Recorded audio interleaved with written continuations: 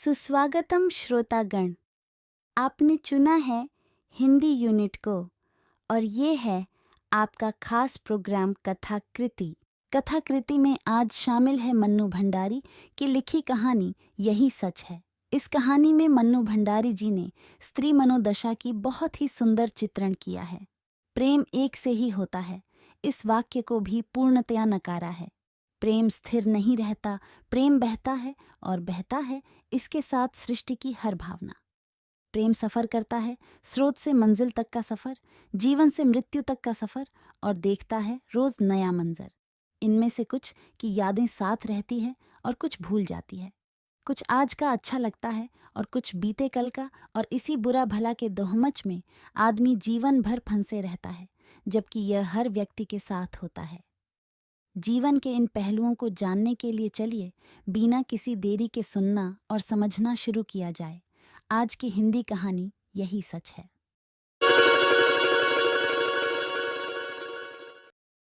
सामने आंगन में फैली धूप सिमटकर दीवारों पर चढ़ गई और कंधे पर बस्ता लटकाए नन्हे नन्हे बच्चों के झुंड दिखाई दिए तो एकाएक ही मुझे समय का आभास हुआ।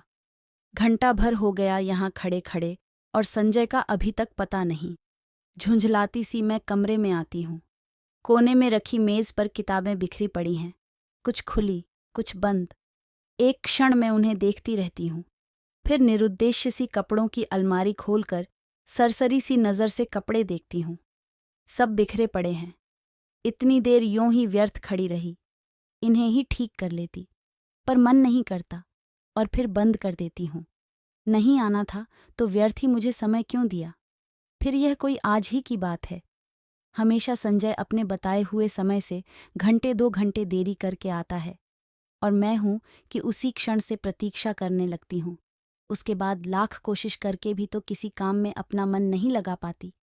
वह क्यों नहीं समझता कि मेरा समय बहुत अमूल्य है। थीसिस पूरी करने के लिए अब मुझे अपना सारा समय पढ़ाई में ही लगाना चाहिए, पर यह बात उसे कैसे समझाऊं।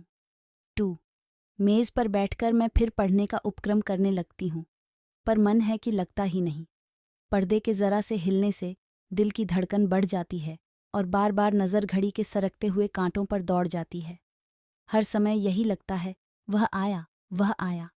तभी मेहता साहब की 5 साल की छोटी बच्ची झिझकती सी कमरे में आती है।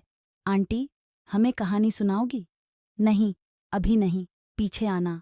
मैं रुखाई से जवाब देती हूँ। वह भाग जाती है। ये मिसेज मेहता भी एक ही हैं। यूं तो महीनों शायद मेरी सूरत नहीं देखती, पर बच्ची को जब तब मेरा सिर खाने को भेज देती है। मेहता साहब तो फिर भी कभी कभी 8-10 दिन में खैरियत पूछ ही लेते हैं, पर वे तो बेहद अकड़ू मालूम होती हैं। अच्छा ही है, ज्यादा दिलचस्पी दिखाती तो क्या मैं इतनी आज़ादी से घूम फिर सकती थी। खट खट खट वही परिचित पदध्वनि। तो आ गया संजय। मैं बरबस ही अपना सारा ध्यान पुस्तक में केंद्रित कर लेती हूँ। रजनीगंधा के ढेर सारे फूल लिए संजय मुस्कुराता सा दरवाजे पर खड़ा है। मैं देखती हूँ पर मुस्कुराकर स्वागत नहीं करती।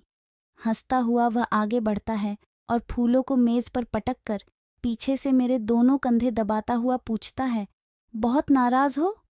रजनीगंधा की महक से जैसे सारा कमरा महकने लगता है। मुझे क्या करना है नाराज होकर? रुखाई से मैं कहती हूँ। वह कुर्सी सहित मुझे घुमाकर अपने सामने कर लेता है और बड़े दुलार के साथ थोड़ी उठाकर कहता, तुम ही बताओ क्या करता? क्वालिटी में दोस्तों के बीच फंसा था, बहुत कोशिश करके भी उठ नहीं पाया। सबको नाराज करके आना अच्छा भी नहीं लगता। इच्छा होती है कह दूं, तुम्हें दोस्तों का ख्याल है, उनके बुरा मानने की चिंता है, बस मेरी ही नहीं, पर कुछ कह नहीं पाती। एक तक उसके चेहरे की ओर देखती रहती हूँ। उसके सांवले चेहरे पर पसीने की बूंदें चमक रही हैं। कोई और समय होता तो मैंने अपने आंचल से इन्हें पोंछ दिया होता, पर आज नहीं। वह मंद मंद मुस्कुरा रहा है। उसकी आंखें क्षमा याचना कर रही हैं, पर मैं क्या करूं? तभी वह अपनी आदत के अनुसार कुर्सी के हत्थे पर बैठकर मेरे गाल सहलाने लगता है। मुझे उसकी इसी बात पर गुस्सा आता है। हमेशा इसी तरह करेगा और फिर दुनिया भर का लाड़ दुलार दिखलाएगा।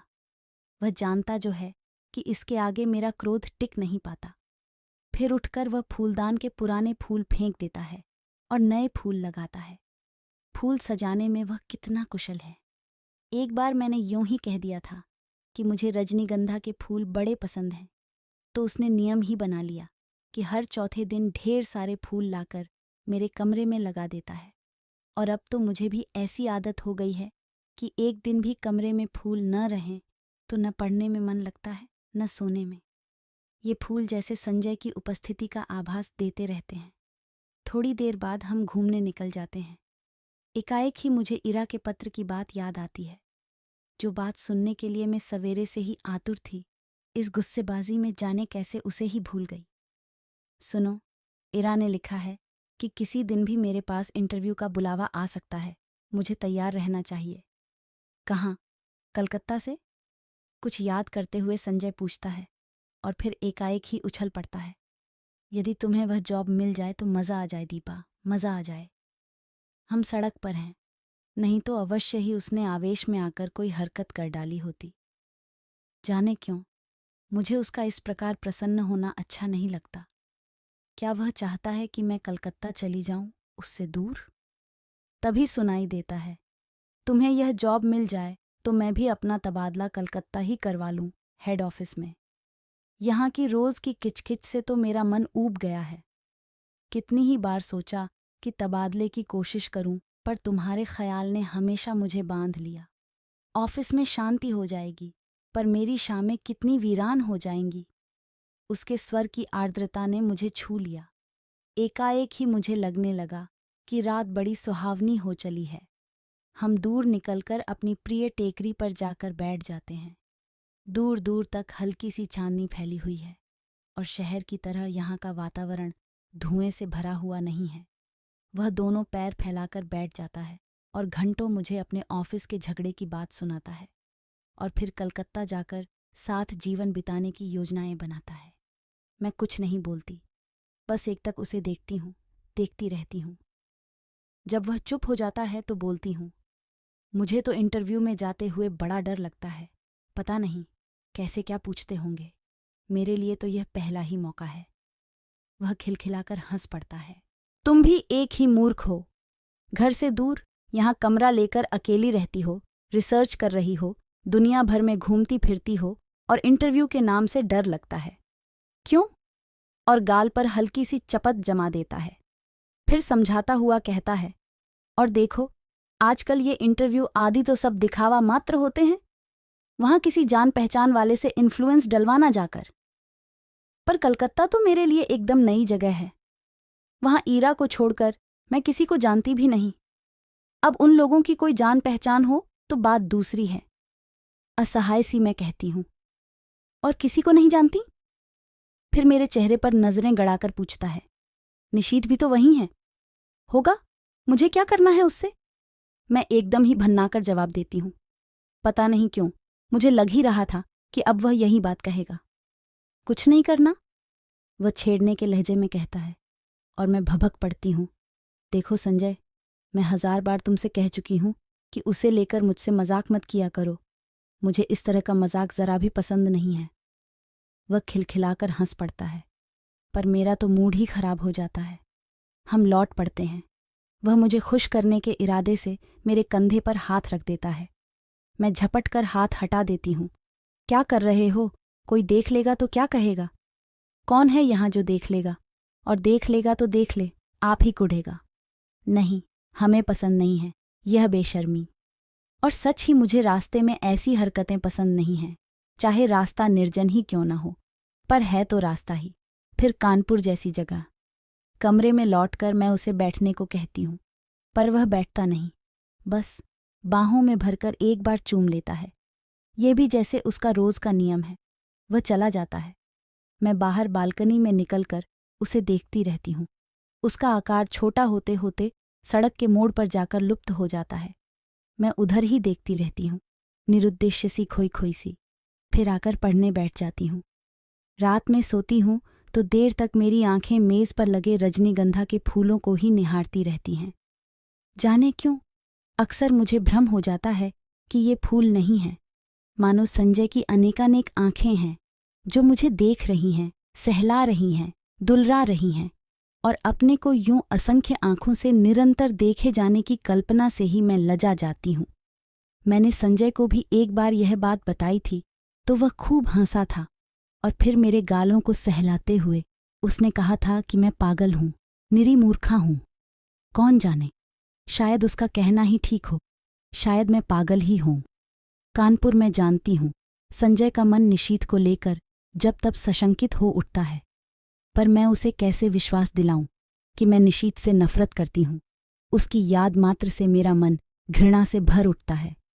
फिर 18 वर्ष की आयु में किया हुआ प्यार भी कोई प्यार होता है भला? निरा बचपन होता है, महज पागलपन। उसमें आवेश रहता है पर स्थायित्व नहीं, गति रहती है पर गहराई नहीं। जिस वेग से वह आरंभ होता है, जरा सा झटका लगने पर उसी वेग से टूट भी जाता है, और उसके बाद आहों, आंसुओं और सिसकियों का एक दौर, सारी दुनिया की निस्सारता और आत्महत्या करने के अनेकानेक संकल्प, और फिर एक तीखी घृणा।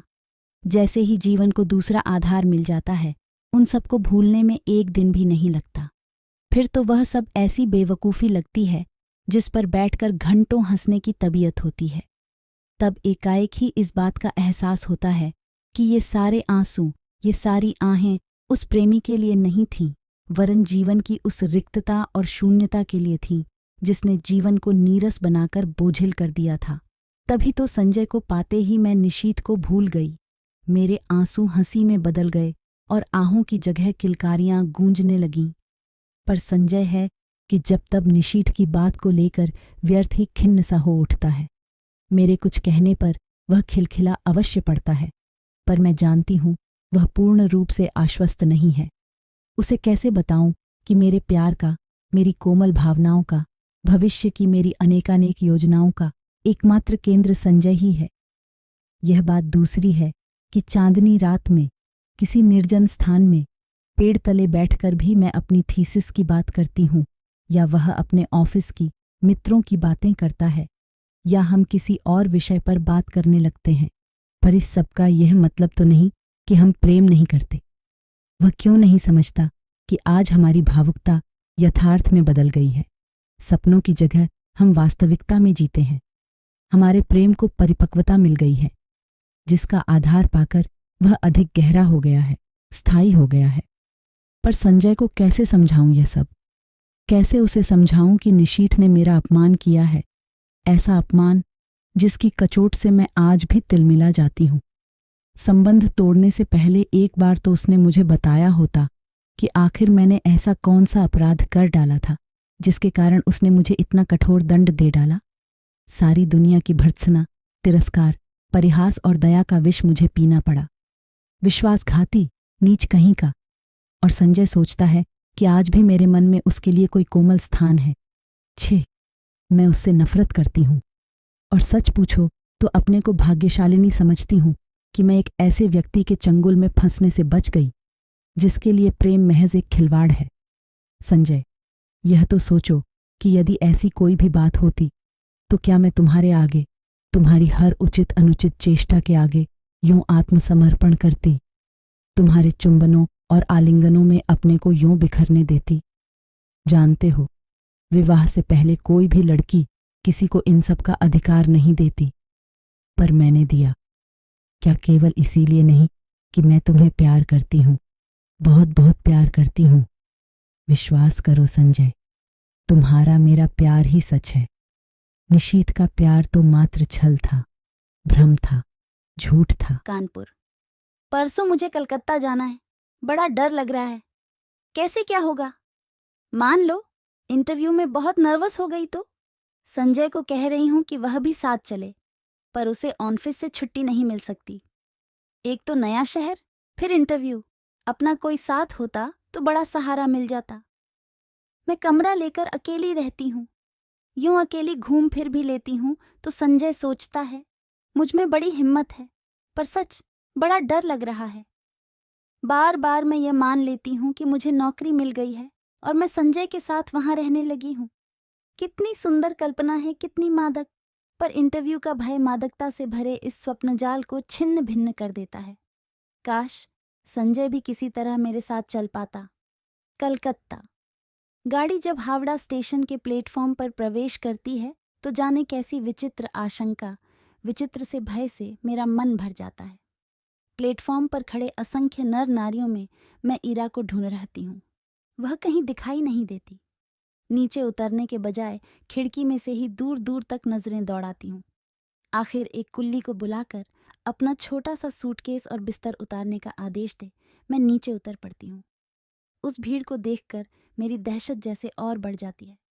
तभी किसी के हाथ के स्पर्श से मैं बुरी तरह चौंक जाती हूँ। पीछे देखती हूँ तो इरा खड़ी है।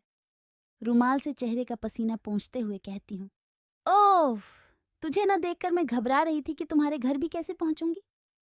बाहर आकर हम टैक्सी में बैठते हैं। अभी तक मैं स्वस्थ नहीं हो पाई हूँ। जैसे ही हावड़ा पुल पर गाड़ी पहुंचती है, हुगली के जल को स्पर्श करती हुई ठंडी हवाएं तन मन को एक ताजगी से भर देती हैं। इरा मुझे इस पुल की विशेषता बताती है और मैं विस्मित सी उस पुल को देखती हूँ। दूर दूर तक फैले हुगली के विस्तार को देखती हूँ। उसकी छाती पर खड़ी और विहार करती अनेक नौकाओं को देखती हूँ। बड़े बड़े जहाज़ों को देखती हूँ। उसके बाद बहुत ही भीड़ भरी सड़कों पर हमारी टैक्सी रुकती रुकती चलती है। ऊंची ऊंची इमारतों और चारों ओर के वातावरण से कुछ विचित्र सी विराटता का आभास होता है और इस सबके बीच जैसे मैं अपने को बड़ा खोया खोया सा महसूस करती हूँ। कहाँ पटना और कानपुर और कहाँ यह कलकत्ता। मैंने तो आज तक कभी बहुत बड़े शहर देखे ही नहीं। सारी भीड़ को चीरकर हम रेड रोड पर आ जाते हैं। चौड़ी शांत सड़क, मेरे दोनों ओर लंबे चौड़े खुले मैदान। क्यों इरा, कौन कौन लोग होंगे इंटरव्यू में? मुझे तो बड़ा डर लग रहा है। अरे, सब ठीक हो जाएगा। तू और डर? हम जैसे डरें तो कोई बात भी है। जिसने अपना सारा कैरियर अपने आप बनाया, वह भला इंटरव्यू में डरे? फिर कुछ देर ठहर कर कहती है, अच्छा, भैया भाभी तो पटना ही होंगे। जाती है कभी उनके पास भी या नहीं? कानपुर आने के बाद एक बार गई थी। कभी कभी यूं ही पत्र लिख देती हूँ। भाई कमाल के लोग हैं, बहन को भी नहीं निभा सके। मुझे यह प्रसंग कतई पसंद नहीं। मैं नहीं चाहती कि कोई इस विषय पर बात करे। मैं मौन ही रहती हूँ। इरा का छोटा सा घर है, सुंदर ढंग से सजाया हुआ। उसके पति के दौरे पर जाने की बात सुनकर पहले तो मुझे अफसोस हुआ था। वे होते तो कुछ मदद ही करते, पर फिर एकाएक लगा कि उनकी अनुपस्थिति में मैं शायद अधिक स्वतंत्रता का अनुभव कर सकूं। उनका बच्चा भी बड़ा प्यारा है। शाम को इरा मुझे कॉफी हाउस ले जाती है। अचानक मुझे वहां निशीत दिखाई देता है। मैं सकपकाकर नजर घुमा लेती हूँ, पर वह हमारी मेज पर ही आ पहुंचता है। विवश होकर मुझे उधर देखना पड़ता है। नमस्कार भी करना पड़ता है। इरा का परिचय भी करवाना पड़ता है। इरा पास की कुर्सी पर बैठने का निमंत्रण दे देती है। मुझे लगता है मेरी सांस रुक जाएगी। कब आई? आज सवेरे ही। अभी ठहरोगी? ठहरी कहाँ हो? जवाब इरा देती है। मैं देख रही हूँ, निशीत बहुत बदल गया है। उसने कवियों की तरह बाल बढ़ा लिए हैं। यह क्या शौक चल रहा है? उसका रंग स्याह पड़ गया है। वह दुबला भी हो गया है। विशेष बातचीत नहीं होती और हम लोग उठ पड़ते हैं। इरा को मुन्नू की चिंता सता रही थी और मैं स्वयं भी घर पहुंचने को उतावली हो रही थी। कॉफी हाउस से धर्मतल्ला तक वह पैदल चलता हुआ हमारे साथ आता है। इरा उससे बात कर रही है, मानो वह इरा का ही मित्र हो। इरा अपना पता समझा देती है और वह दूसरे दिन 9 बजे आने का वायदा करके चला जाता है। पूरे 3 साल बाद निशीत का यूं मिलना, न चाहकर भी जैसे सारा अतीत आंखों के सामने खुल जाता है। बहुत दुबला हो गया है निशीत। लगता है जैसे मन में कहीं कोई गहरी पीड़ा छिपाए बैठा है। मुझसे अलग होने का दुख तो नहीं साल रहा है इसे। कल्पना चाहे कितनी भी मधुर क्यों ना हो, एक तृप्ति युक्त आनंद देने वाली क्यों ना हो, पर मैं जानती हूं यह झूठ है। यदि ऐसा ही था तो कौन उसे कहने गया था कि तुम इस संबंध को तोड़ दो? उसने अपनी इच्छा से ही तो यह सब किया था। एकाएक ही मेरा मन कटु हो उठता है। यही तो है वह व्यक्ति जिसने मुझे अपमानित करके सारी दुनिया के सामने छोड़ दिया था, महज उपहास का पात्र बनाकर। ओह, क्यों नहीं, मैंने उसे पहचानने से इनकार कर दिया। जब वह मेज के पास आकर खड़ा हुआ तो क्यों नहीं, मैंने कह दिया कि माफ कीजिए, मैं आपको पहचानती नहीं। जरा उसका खिसियाना तो देखती। वह कल भी आएगा। मुझे उसे साफ साफ मना कर देना चाहिए था कि मैं उसकी सूरत भी नहीं देखना चाहती। मैं उससे नफरत करती हूँ। अच्छा है, आए कल मैं उसे बता दूंगी कि जल्दी ही मैं संजय से विवाह करने वाली हूँ। यह भी बता दूंगी कि मैं पिछला सब कुछ भूल चुकी हूँ। यह भी बता दूंगी कि मैं उससे घृणा करती हूँ और उसे जिंदगी में कभी माफ नहीं कर सकती। यह सब सोचने के साथ साथ जाने क्यों मेरे मन में यह बात भी उठ रही थी कि 3 साल हो गए, अभी तक निशीत ने विवाह क्यों नहीं किया। करे न करे मुझे क्या वह आज भी मुझसे कुछ उम्मीद रखता है। मूर्ख कहीं का। संजय, मैंने तुमसे कितना कहा था कि तुम मेरे साथ चलो, पर तुम नहीं आए। इस समय जबकि मुझे तुम्हारी इतनी इतनी याद आ रही है, बताओ मैं क्या करूं। कलकत्ता। नौकरी पाना इतना मुश्किल है, इसका मुझे गुमान तक नहीं था। इरा कहती है कि 150 की नौकरी के लिए खुद मिनिस्टर तक सिफारिश करने पहुंच जाते हैं। फिर यह तो 300 का जॉब है। निशीत सवेरे से शाम तक इसी चक्कर में भटका है, यहाँ तक कि उसने अपने ऑफिस से भी छुट्टी ले ली है। वह क्यों मेरे काम में इतनी दिलचस्पी ले रहा है। उसका परिचय बड़े बड़े लोगों से है और वह कहता है कि जैसे भी होगा वह काम मुझे दिलाकर ही मानेगा। पर आखिर क्यों? कल मैंने सोचा था कि अपने व्यवहार की रुखाई से मैं स्पष्ट कर दूंगी कि अब वह मेरे पास न आए। 8:45 के करीब जब मैं अपने टूटे हुए बाल फेंकने खिड़की पर गई तो देखा घर से थोड़ी दूर पर निशीत टहल रहा है। वही लंबे बाल, कुर्ता पाजामा। तो वह समय से पहले ही आ गया। संजय होता तो 11 के पहले नहीं पहुंचता। समय पर पहुंचना तो वह जानता ही नहीं। उसे यूं चक्कर काटते देख मेरा मन जाने कैसा हो आया। और जब वह आया तो मैं चाहकर भी कटु नहीं हो सकी। मैंने उसे कलकत्ता आने का मकसद बताया तो लगा कि वह बड़ा प्रसन्न हुआ। वहीं बैठे बैठे फोन करके उसने इस नौकरी के संबंध में सारी जानकारी प्राप्त कर ली। कैसे क्या करना होगा उसकी योजना भी बना डाली। बैठे बैठे फोन से ऑफिस को सूचना भी दे दी कि आज वह ऑफिस नहीं आएगा। विवित्र स्थिति मेरी हो रही थी। उसके इस अपनत्व भरे व्यवहार को मैं स्वीकार भी नहीं कर पाती थी, नकार भी नहीं पाती थी। सारा दिन मैं उसके साथ घूमती रही, पर काम की बात के अतिरिक्त उसने एक भी बात नहीं की। मैंने कई बार चाहा कि संजय की बात बता दूं, पर बता नहीं सकी। सोचा कहीं वह सुनकर यह दिलचस्पी लेना कम न कर दे। उसके आज भर के प्रयत्नों से ही मुझे काफी उम्मीद हो चली थी। यह नौकरी मेरे लिए कितनी आवश्यक है, मिल जाए तो संजय कितना प्रसन्न होगा। हमारे विवाहित जीवन के आरंभिक दिन कितने सुख में बीतेंगे। शाम को हम घर लौटते हैं। मैं उसे बैठने को कहती हूँ, पर वह बैठता नहीं, बस खड़ा ही रहता है। उसके चौड़े ललाट पर पसीने की बूंदें चमक रही हैं। एकाएक ही मुझे लगता है इस समय संजय होता तो मैं अपने आंचल से उसका पसीना पोंछ देती और वह क्या बिना बाहों में भरे, बिना प्यार किए यूं ही चला जाता। अच्छा तो चलता हूँ। यंत्रचालित से मेरे हाथ जुड़ जाते हैं। वह लौट पड़ता है और मैं ठगी सी देखती रहती हूँ। सोते समय मेरी आदत है कि संजय के लाए हुए फूलों को निहारती रहती हूँ। यहाँ वे फूल नहीं हैं तो बड़ा सूना सूना सा लग रहा है। पता नहीं संजय, तुम इस समय क्या कर रहे हो? 3 दिन हो गए, किसी ने बाहों में भरकर प्यार तक नहीं किया। कलकत्ता। आज सवेरे मेरा इंटरव्यू हो गया है। मैं शायद बहुत नर्वस हो गई थी और जैसे उत्तर मुझे देने चाहिए वैसे नहीं दे पाई। पर निशीत ने आकर बताया कि मेरा चुना जाना करीब करीब तय हो गया है। मैं जानती हूँ यह सब निशीत की वजह से ही हुआ। ढलते सूरज की धूप निशीत के बाएं गाल पर पड़ रही थी और सामने बैठा निशीत इतने दिन बाद एक बार फिर मुझे बड़ा प्यारा सा लगा। मैंने देखा मुझसे ज्यादा वह प्रसन्न है। वह कभी किसी का एहसान नहीं लेता, पर मेरी खातिर उसने न जाने कितने लोगों को एहसान लिया। आखिर क्यों? क्या वह चाहता है कि मैं कलकत्ता आकर रहूं उसके साथ, उसके पास? एक अजीब सी पुलक से मेरा तन मन सिहर उठता है। वह ऐसा क्यों चाहता है? उसका ऐसा चाहना बहुत गलत है, बहुत अनुचित है। मैं अपने मन को समझाती हूँ, ऐसी कोई बात नहीं है।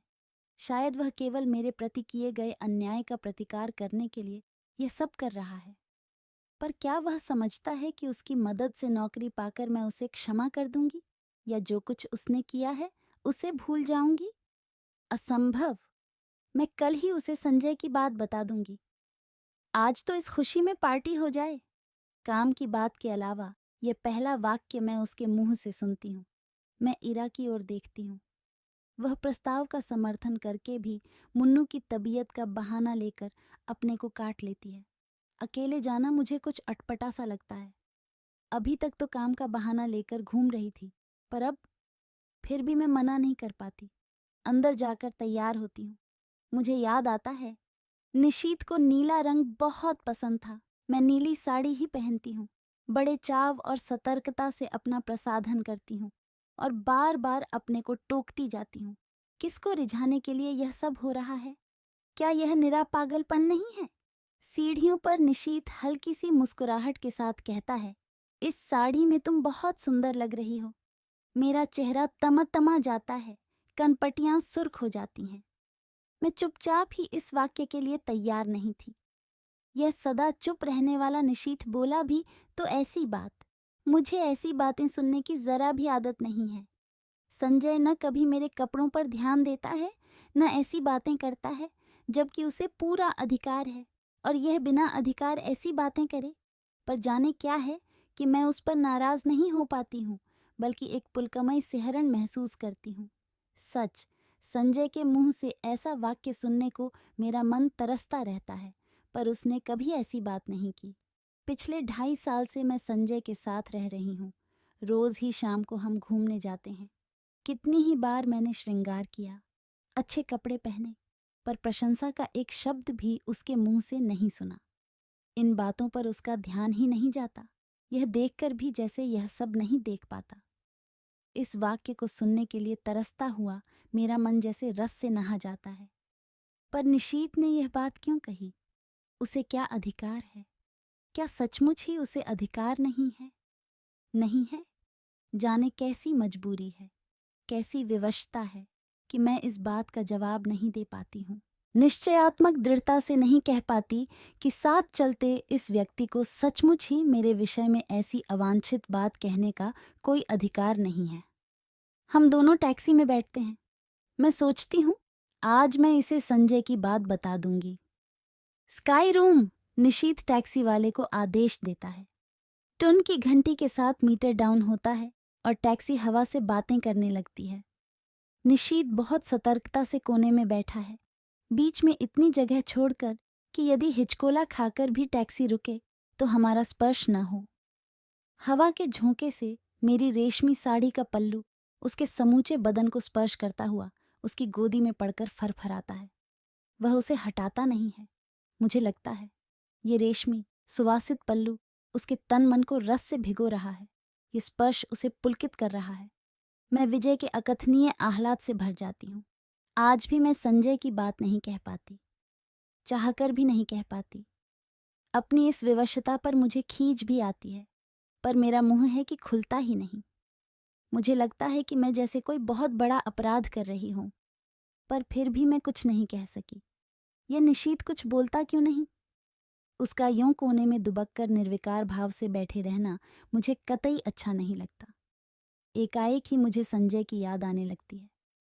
इस समय वह यहाँ होता तो उसका हाथ मेरी कमर में लिपटा होता। यूं सड़क पर ऐसी हरकतें मुझे स्वयं पसंद नहीं, पर जाने क्यों किसी की बाहों की लपेट के लिए मेरा मन ललक उठता है। मैं जानती हूं कि जब निशीत बगल में बैठा हो उस समय ऐसी इच्छा करना या ऐसी बात सोचना भी कितना अनुचित है, पर मैं क्या करूं? जितनी द्रुत गति से टैक्सी चली जा रही है, मुझे लगता है उतनी ही द्रुत गति से मैं भी बही जा रही हूं, अनुचित अवांछित दिशाओं की ओर। टैक्सी झटका खाकर रुकती है तो मेरी चेतना लौटती है। मैं जल्दी से दाहिनी ओर का फाटक खोलकर कुछ इस हड़बड़ी से नीचे उतर पड़ती हूँ, मानो अंदर निशीत मेरे साथ कोई बदतमीजी कर रहा हो। अजी, इधर से उतरना चाहिए कभी, टैक्सी वाला कहता है। मुझे अपनी गलती का भान होता है। उधर निशीत खड़ा है, इधर मैं, बीच में टैक्सी। पैसे लेकर टैक्सी चली जाती है तो हम दोनों एक दूसरे के आमने सामने हो जाते हैं। एकाएक ही मुझे ख्याल आता है कि टैक्सी के पैसे तो मुझे ही देने चाहिए थे, पर अब क्या हो सकता था। चुपचाप हम दोनों अंदर जाते हैं। आसपास बहुत कुछ है, चहल पहल, रोशनी, रौनक। पर मेरे लिए जैसे सबका अस्तित्व ही मिट जाता है। मैं अपने को सबकी नज़रों से ऐसे बचाकर चलती हूँ मानो मैंने कोई अपराध कर डाला हो और कोई मुझे पकड़ न ले। क्या सचमुच ही मुझसे कोई अपराध हो गया है? आमने सामने हम दोनों बैठ जाते हैं। मैं होस्ट हूँ, फिर भी उसका पार्ट वही अदा कर रहा है, वही ऑन ऑर्डर देता है। बाहर की हलचल और उससे अधिक मन की हलचल में मैं अपने को खोया खोया सा महसूस करती हूँ। हम दोनों के सामने बैरा कोल्ड कॉफ़ी के गिलास और खाने का कुछ सामान रख जाता है। मुझे बार बार लगता है कि निशीथ कुछ कहना चाह रहा है। मैं उसके होठों की धड़कन तक महसूस करती हूँ। वह जल्दी से कॉफ़ी का स्ट्रॉ मुंह से लगा लेता है। मूर्ख कहीं का। वह सोचता है मैं बेवकूफ़ हूँ। मैं अच्छी तरह जानती हूँ कि इस समय वह क्या सोच रहा है। 3 दिन साथ रहकर भी हमने उस प्रसंग को नहीं छेड़ा। शायद नौकरी की बात ही हमारे दिमागों पर छाई हुई थी, पर आज आज अवश्य ही वह बात आएगी। न आए ये कितना अस्वाभाविक है, पर नहीं, स्वाभाविक शायद यही है। 3 साल पहले जो अध्याय सदा के लिए बंद हो गया, उसे उलटकर देखने का साहस शायद हम दोनों में से किसी में नहीं है। जो संबंध टूट गए, अब उन पर कौन बात करे? मैं तो कभी नहीं करूंगी, पर उसे तो करना चाहिए। तोड़ा उसने था, बात भी वही आरंभ करे। मैं क्यों करूं? और मुझे क्या पड़ी है? मैं तो जल्दी ही संजय से विवाह करने वाली हूं। क्यों नहीं मैं इसे अभी संजय की बात बता देती? पर जाने कैसी विवशता है, जाने कैसा मोह है कि मैं मुंह नहीं खोल पाती। एकाएक मुझे लगता है जैसे उसने कुछ कहा। आपने कुछ कहा? नहीं तो। मैं खिसिया जाती हूँ। फिर वही मौन। खाने में मेरा जरा भी मन नहीं लग रहा है, पर यंत्र चालित सी मैं खा रही हूँ। शायद वह भी ऐसे ही खा रहा है। मुझे फिर लगता है कि उसके होंठ फड़क रहे हैं और स्ट्रॉ पकड़े हुए उंगलियां कांप रही हैं। मैं जानती हूँ वह पूछना चाहता है, दीपा, तुमने मुझे माफ तो कर दिया ना? वह पूछ ही क्यों नहीं लेता? मान लो, यदि पूछ ही ले तो क्या मैं कह सकूंगी कि मैं तुम्हें जिंदगी भर माफ नहीं कर सकती? मैं तुमसे नफरत करती हूँ। मैं तुम्हारे साथ घूम फिर ली या कॉफी पी ली तो यह मत समझो कि मैं तुम्हारे विश्वासघात की बात को भूल गई हूँ। और एकाएक ही पिछला सब कुछ मेरी आंखों के आगे तैरने लगता है। पर यह क्या? असह्य अपमानजनित पीड़ा, क्रोध और कटुता क्यों नहीं याद आती? मेरे सामने तो पटना में गुजारी सुहानी संध्याओं और चांदनी रातों के वे चित्र उभर कर आते हैं, जब घंटों समीप बैठ मौन भाव से हम एक दूसरे को निहारा करते थे। बिना स्पर्श किए भी जाने कैसी मादकता तन मन को विभोर किए रहती थी। जाने कैसी तन्मयता में हम डूबे रहते थे, एक विचित्र सी स्वप्निल दुनिया में। मैं कुछ बोलना भी चाहती तो वह मेरे मुंह पर उंगली रखकर कहता, आत्मीयता के ये क्षण अनकहे ही रहने दो दीपा। आज भी तो हम मौन ही हैं, एक दूसरे के निकट ही हैं। क्या आज भी हम आत्मीयता के उन्हीं क्षणों में गुजर रहे हैं?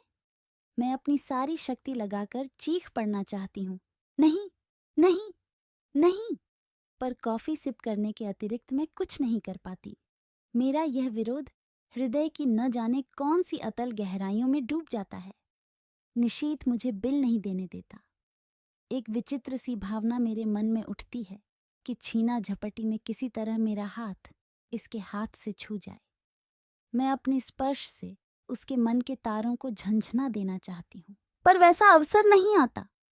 बिल वही देता है, मुझसे तो विरोध भी नहीं किया जाता। मन में प्रचंड तूफान, पर फिर भी निर्विकार भाव से मैं टैक्सी में आकर बैठती हूँ। फिर वही मौन, वही दूरी। पर जाने क्या है कि मुझे लगता है कि निशीथ मेरे बहुत निकट आ गया है, बहुत ही निकट। बार बार मेरा मन करता है कि क्यों नहीं निशीथ मेरा हाथ पकड़ लेता, क्यों नहीं मेरे कंधे पर हाथ रख देता। मैं जरा भी बुरा नहीं मानूंगी, जरा भी नहीं, पर वह कुछ भी नहीं करता। सोते समय रोज की तरह मैं आज भी संजय का ध्यान करते हुए ही सोना चाहती हूँ, पर निशीथ है कि बार बार संजय की आकृति को हटाकर स्वयं आ खड़ा होता है। कलकत्ता, अपनी मजबूरी पर खींच खींच जाती हूँ। आज कितना अच्छा मौका था सारी बात बता देने का, पर मैं जाने कहाँ भटकी थी कि कुछ भी नहीं बता पाई। शाम को मुझे निशीथ अपने साथ लेख ले गया। पानी के किनारे हम घास पर बैठ गए। कुछ दूर पर काफी भीड़ भाड़ और चहल पहल थी। पर यह स्थान अपेक्षाकृत शांत था। सामने लेक के पानी में छोटी छोटी लहरें उठ रही थीं। चारों ओर के वातावरण का कुछ विचित्र सा भाव मन पर पड़ रहा था। अब तो तुम यहां आ जाओगी, मेरी ओर देखकर उसने कहा। हाँ। नौकरी के बाद क्या इरादा है? मैंने देखा उसकी आंखों में कुछ जानने की आतुरता फैलती जा रही है, शायद कुछ कहने की भी। मुझसे कुछ जानकर वह अपनी बात कहेगा। कुछ नहीं, जाने क्यों मैं यह कह गई। कोई है जो मुझे कछोटे डाल रहा है। क्यों नहीं मैं बता देती कि नौकरी के बाद मैं संजय से विवाह करूंगी। मैं संजय से प्रेम करती हूँ, वह मुझसे प्रेम करता है। वह बहुत अच्छा है, बहुत ही। वह मुझे तुम्हारी तरह धोखा नहीं देगा, पर मैं कुछ भी तो नहीं कह पाती। अपनी इस बेबसी पर मेरी आंखें छलछला आती हैं। मैं दूसरी ओर मुंह फेर लेती हूँ। तुम्हारे यहाँ आने से मैं बहुत खुश हूँ। मेरी सांस जहाँ की तहाँ रुक जाती है आगे के शब्द सुनने के लिए, पर शब्द नहीं आते। बड़ी कातर, करुण और याचना भरी दृष्टि से मैं उसे देखती हूँ, मानो कह रही हूँ कि तुम कह क्यों नहीं देते निशीथ, कि आज भी तुम मुझे प्यार करते हो, तुम मुझे सदा अपने पास रखना चाहते हो। जो कुछ हो गया है उसे भूलकर तुम मुझसे विवाह करना चाहते हो। कह दो निशीथ, कह दो। यह सुनने के लिए मेरा मन अकुला रहा है, छटपटा रहा है। मैं बुरा नहीं मानूंगी, जरा भी बुरा नहीं मानूंगी। मान ही कैसे सकती हूँ निशीथ, इतना सब हो जाने के बाद भी शायद मैं तुम्हें प्यार करती हूँ। शायद नहीं, सचमुच ही मैं तुम्हें प्यार करती हूँ। मैं जानती हूँ तुम कुछ नहीं कहोगे, सदा के ही मितभाषी जो हो। फिर भी कुछ सुनने की आतुरता लिए मैं तुम्हारी तरफ देखती रहती हूँ। पर तुम्हारी नज़र तो लेक के पानी पर जमी हुई है, शांत, मौन। आत्मीयता के ये क्षण अनकहे भले ही रह जाएं, पर अनबूझे नहीं रह सकते। तुम चाहे न कहो, पर मैं जानती हूँ तुम आज भी मुझे प्यार करते हो, बहुत प्यार करते हो। मेरे कलकत्ता आ जाने के बाद इस टूटे संबंध को फिर से जोड़ने की बात ही तुम इस समय सोच रहे हो। तुम आज भी मुझे अपना ही समझते हो। तुम जानते हो आज भी दीपा तुम्हारी है। और मैं? लगता है इस प्रश्न का उत्तर देने का साहस मुझ में नहीं है। मुझे डर है कि जिस आधार पर मैं तुमसे नफरत करती थी, उसी आधार पर कहीं मुझे अपने से नफरत न करनी पड़े। लगता है रात आधी से भी अधिक ढल गई है। कानपुर। मन में उत्कट अभिलाषा होते हुए भी निशीथ की आवश्यक मीटिंग की बात सुनकर मैंने कह दिया था कि तुम स्टेशन मत आना। ईरा आई थी, पर गाड़ी पर बिठाकर ही चली गई, या कहूँ कि मैंने जबरदस्ती ही उसे भेज दिया। मैं जानती थी कि लाख मना करने पर भी निशीथ आएगा, और विदा के उन अंतिम क्षणों में मैं उसके साथ अकेली ही रहना चाहती थी। मन में एक दबी सी आशा थी कि चलते समय ही शायद वह कुछ कह दे। गाड़ी चलने में जब 10 मिनट रह गए तो देखा, बड़ी व्यग्रता से डिब्बों में झांकता झांकता निशीथ आ रहा था। पागल, उसे इतना तो समझना चाहिए कि उसकी प्रतीक्षा में मैं यहाँ बाहर खड़ी हूँ। मैं दौड़कर उसके पास जाती हूँ। आप क्यों आए? पर मुझे उसका आना बड़ा अच्छा लगता है। वह बहुत थका हुआ लग रहा है, शायद सारा दिन बहुत व्यस्त रहा, और दौड़ता दौड़ता मुझे सी ऑन ऑफ करने यहाँ आ पहुंचा। मन करता है कुछ ऐसा करूं जिससे इसकी सारी थकान दूर हो जाए, पर क्या करूं? हम डिब्बे के पास आ जाते हैं। जगह अच्छी मिल गई? वह अंदर झांकते हुए पूछता है। हाँ, पानी वानी तो है? है? बिस्तर फैला लिया? मैं खींच पड़ती हूँ। वह शायद समझ जाता है, सो चुप हो जाता है। हम दोनों एक क्षण को एक दूसरे की ओर देखते हैं। मैं उसकी आंखों में विचित्र सी छायाएं देखती हूँ, मानो कुछ है जो उसके मन में घुट रहा है, उसे मथ रहा है, पर वह कह नहीं पा रहा है। वह क्यों नहीं कह देता? क्यों नहीं अपने मन की इस घुटन को हल्का कर लेता? आज भीड़ विशेष नहीं है। चारों ओर नजर डालकर वह कहता है। मैं भी एक बार चारों ओर देख लेती हूँ, पर नजर मेरी बार बार घड़ी पर ही जा रही है। जैसे जैसे समय सरक रहा है, मेरा मन किसी गहरे अवसाद में डूब रहा है। मुझे कभी उस पर दया आती है तो कभी खींच। गाड़ी चलने में केवल 3 मिनट बाकी रह गए हैं। एक बार फिर हमारी नजरें मिलती हैं। ऊपर चढ़ जाओ, अब गाड़ी चलने वाली है। बड़ी असहाय सी नजर से मैं उसे देखती हूँ, मानो कह रही हूँ तुम ही चढ़ा दो, और फिर धीरे धीरे चढ़ जाती हूँ। दरवाजे पर मैं खड़ी हूँ और वह नीचे प्लेटफॉर्म पर। जाकर पहुंचने की खबर देना। जैसे ही मुझे इधर कुछ निश्चित रूप से मालूम होगा तुम्हें सूचना दूंगा। मैं कुछ बोलती नहीं, बस उसे देखती रहती हूँ। सीटी, हरी झंडी, फिर सीटी। मेरी आंखें छलछला आती हैं। गाड़ी एक हल्के से झटके के साथ सरकने लगती है। वह गाड़ी के साथ कदम आगे बढ़ाता है और मेरे हाथ पर धीरे से अपना हाथ रख देता है। मेरा रोम रोम सिहर उठता है, मन करता है चिल्ला पड़ूं। मैं सब समझ गई निशीत, सब समझ गई। जो कुछ तुम इन 4 दिनों में नहीं कह पाए वह तुम्हारे इस क्षणिक स्पर्श ने कह दिया। विश्वास करो, यदि तुम मेरे हो तो मैं भी तुम्हारी हूं, केवल तुम्हारी, एकमात्र तुम्हारी। पर मैं कुछ कह नहीं पाती, बस साथ चलते निशीत को देखती भर रहती हूं। गाड़ी की गति पकड़ते ही वह हाथ को जरा सा दबाकर छोड़ देता है। मेरी छलछलाई आंखें मूंझ जाती हैं। मुझे लगता है यह स्पर्श, यह सुख, यह क्षण ही सत्य है, बाकी सब झूठ है। अपने को भूलने का, भरमाने का, छलने का असफल प्रयास है। आंसू भरी आंखों से मैं प्लेटफॉर्म को पीछे छूटता हुआ देखती हूँ। सारी आकृतियां धुंधली सी दिखाई देती हैं। असंख्य हिलते हुए हाथों के बीच निशीत के हाथ को, उस हाथ को जिसने मेरा हाथ पकड़ा था, ढूंढने का असफल सा प्रयास करती हूँ। गाड़ी प्लेटफॉर्म को पार कर जाती है और दूर दूर तक कलकत्ता की जगमगाती बत्तियां दिखाई देती हैं। धीरे धीरे वे सब दूर हो जाती हैं, पीछे छूटती जाती हैं। मुझे लगता है यह दैत्याकार ट्रेन मुझे मेरे घर से कहीं दूर ले जा रही है, अनदेखी, अनजानी राहों में गुमराह करने के लिए, भटकाने के लिए। बोझिल मन से मैं अपने फैलाए हुए बिस्तर पर लेट जाती हूँ। आंखें बंद करते ही सबसे पहले मेरे सामने संजय का चित्र उभरता है। कानपुर जाकर मैं उसे क्या कहूंगी? इतने दिनों तक उसे छलती आई, अपने को छलती आई, पर अब नहीं। मैं उसे सारी बात समझा दूंगी। कहूंगी, संजय जिस संबंध को टूटा हुआ जानकर मैं भूल चुकी थी, उसकी जड़ें हृदय की किन अतल गहराइयों में जमी हुई थीं। इसका एहसास कलकत्ता में निशीत से मिलकर हुआ। याद आता है तुम निशीत को लेकर सदैव ही संदिग्ध रहते थे, पर तब मैं तुम्हें ईर्ष्यालु समझती थी। आज स्वीकार करती हूं कि तुम जीते, मैं हारी। सच मानना संजय, 2.5 साल मैं स्वयं भ्रम में थी और तुम्हें भी भ्रम में डाल रखा था, पर आज भ्रम के, छलना के सारे ही जाल छिन्न भिन्न हो गए हैं। मैं आज भी निशीत को प्यार करती हूँ, और यह जानने के बाद एक दिन भी तुम्हारे साथ और छल करने का दुस्साहस कैसे करूं? आज पहली बार मैंने अपने संबंधों का विश्लेषण किया तो जैसे सब कुछ ही स्पष्ट हो गया, और जब मेरे सामने सब कुछ स्पष्ट हो गया तो तुमसे कुछ भी नहीं छिपाऊंगी। तुम्हारे सामने मैं चाहूं तो भी झूठ नहीं बोल सकती।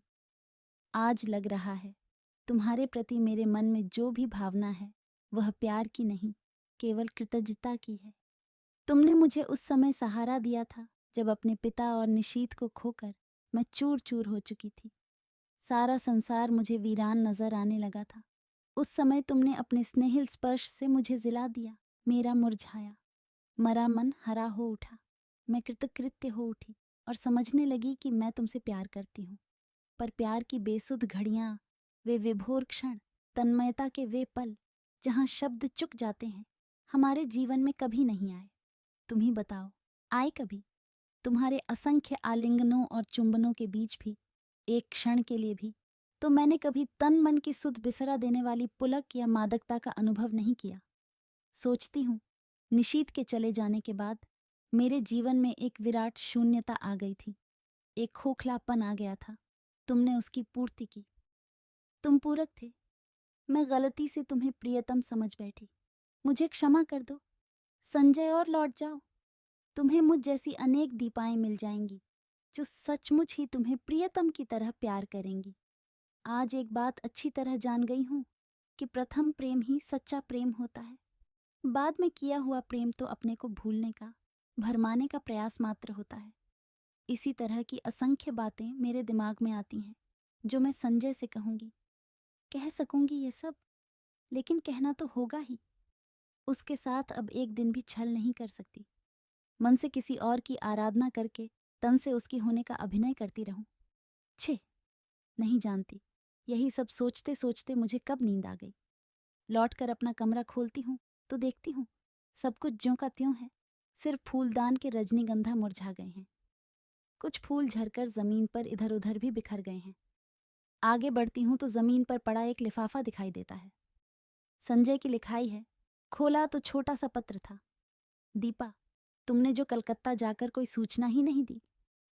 मैं आज ऑफिस के काम से कटक जा रहा हूँ। 5-6 दिन में लौट आऊंगा। तब तक तुम आ ही जाओगी।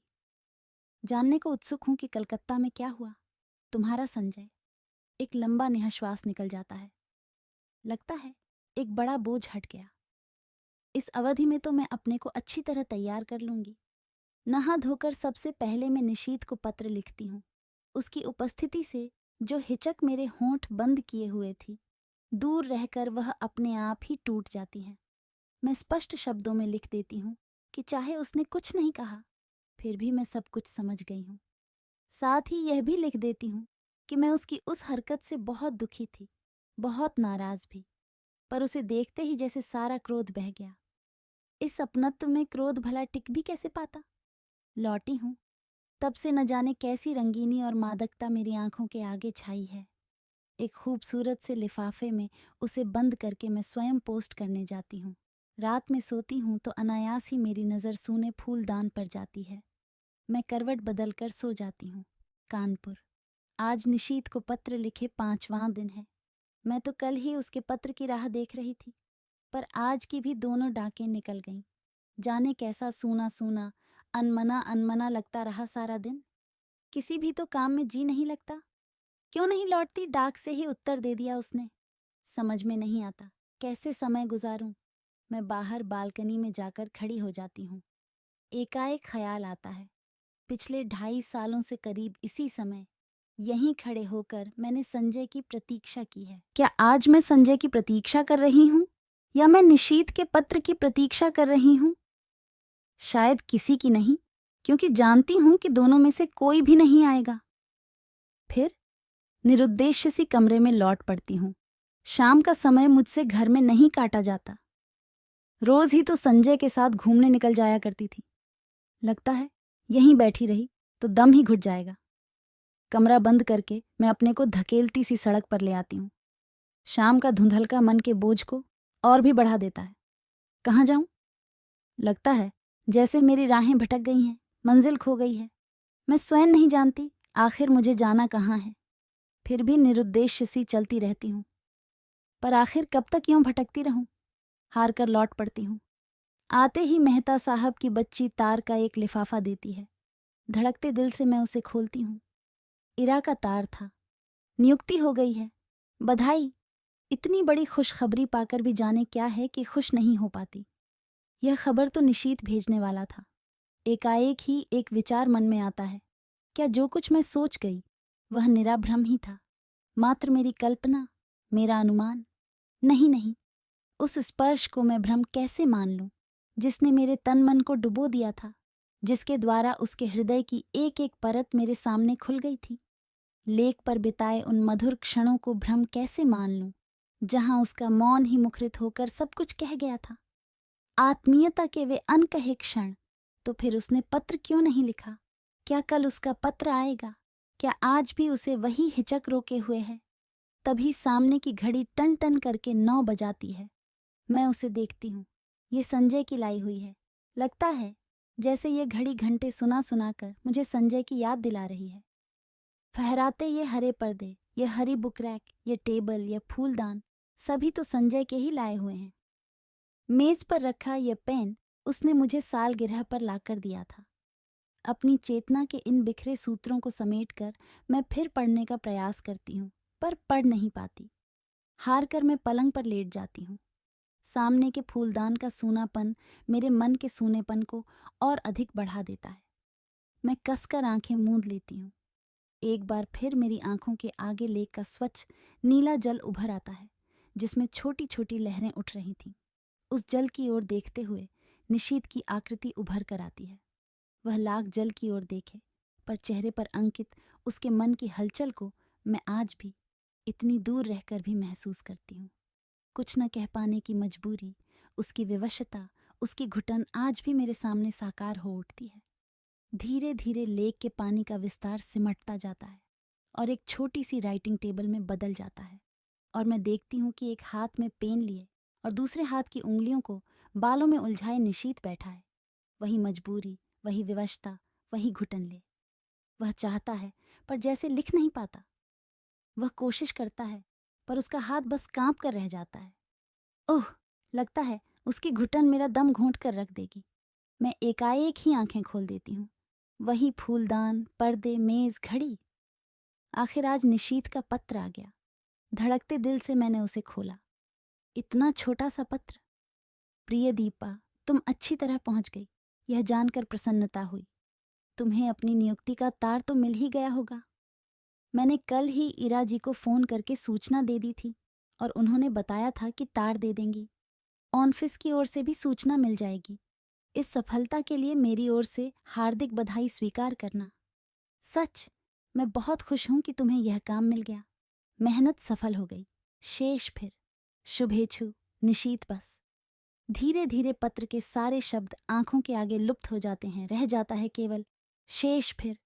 तो अभी उसके पास कुछ लिखने को शेष है। क्यों नहीं लिख दिया उसने अभी? क्या लिखेगा वह? दीप। मैं मुड़कर दरवाजे की ओर देखती हूँ। रजनीगंधा के ढेर सारे फूल लिए मुस्कुराता सा संजय खड़ा है। एक क्षण मैं संज्ञा शून्य सी उसे इस तरह देखती हूँ मानो पहचानने की कोशिश कर रही हूँ। वह आगे बढ़ता है तो मेरी खोई हुई चेतना लौटती है और विक्षिप्त सी दौड़कर उससे लिपट जाती हूँ। क्या हो गया है तुम्हें? पागल हो गई हो क्या? तुम कहाँ चले गए थे संजय? और मेरा स्वर टूट जाता है। अनायास ही आंखों से आंसू बह चलते हैं। क्या हो गया? कलकत्ता का काम नहीं मिला क्या? मारो भी गोली काम को। तुम इतनी परेशान क्यों हो रही हो उसके लिए? पर मुझसे कुछ नहीं बोला जाता। बस मेरी बाहों की जकड़ कसती जाती है, कसती जाती है। रजनीगंधा की महक धीरे धीरे मेरे तन मन पर छा जाती है। तभी मैं अपने भाल पर संजय के अधरों का स्पर्श महसूस करती हूँ और मुझे लगता है यह स्पर्श, यह सुख, यह क्षण ही सत्य है। वह सब झूठ था, मिथ्या था, भ्रम था और हम दोनों एक दूसरे के आलिंगन में बंधे रहते हैं, चुंबित, प्रतिचुंबित।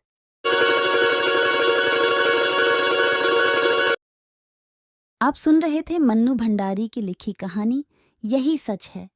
और सच में यही सच है और इसको स्वीकारने से ही मानवता निखर कर सामने आएगी। प्रेम एक अथाह जलाशय है जिसे केवल जलीय जीव के तृप्ति के लिए सृष्टा ने नहीं बनाया, वरन इसे पूरी दुनिया के समग्र जीवों और सजीवों के लिए बनाया, उनकी तृप्ति के लिए बनाया। सद्बुद्धि के नौका में सवार रहिए, सामाजिक नैतिकता का ध्यान रखिए और एक आदर्श जीवन बिताइए। आशा है आपने इससे बहुत कुछ सीखा होगा। हिंदी साहित्य में रुचि रखने वाले हिंदी यूनिट चैनल को सब्सक्राइब करके घंटी बजा दीजिए ताकि आपको आने वाली सभी वीडियो त्वरित गति से प्राप्त हो सके। हिंदी यूनिट आपके लिए लाता रहेगा हिंदी साहित्य की बेहतरीन कृतियाँ। इसी के साथ मैं आंशी आपसे आज के लिए विदा लेती हूँ। आपसे मिलती हूँ अगले सप्ताह यानी रविवार को एक और साहित्यिक रचना के साथ। तब तक के लिए नमस्कार। जय हिंद, जय हिंदी, जय भारत।